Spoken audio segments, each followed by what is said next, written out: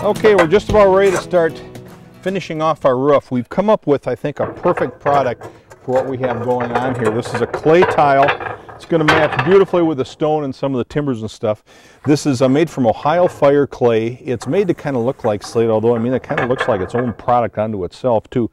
Beautiful natural colors, some of the greens and plums that you'll see in the stone as well as throughout the forest here. Very substantial. Each one of these field tiles weigh about 7 pounds a piece. It's designed to last 100 years. But before we start nailing any of this up, we have to first get some ice and water shield on the roof and some copper flashing. We're going to start by doing that in the areas we're working in. The first step to protect the roof is actually applying some roof edge or de-edging along the eave. What that mainly does is it takes that water off the roof and sheds it past the fascia, protects it. Put that in, cut it against the valley, and since it is copper, we just secure it with copper nails.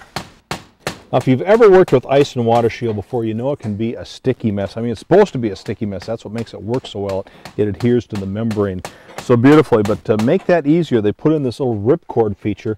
When you pull this back, it just kind of rips the paper here on top, so you're able to lay this on the roof, peel back only half, adhere that side of the membrane, and then come back, peel the other side off and adhere that. It's so much easier positioning it and getting it in the final location.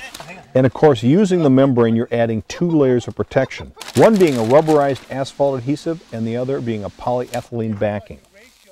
Now, a roof is only as good as its weakest point. So if you want something to last 100 years, you want to make sure you're using the right type of flashing.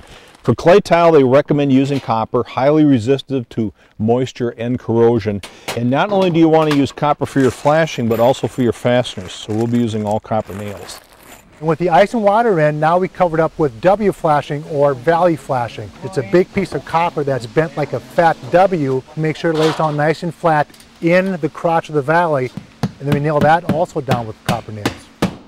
Once we get our copper de-edging and our valley flashing in, we want to seal up those edges. So we take more ice and water, we start from the bottom of the roof, which seals up the de-edging and then also protects that roof.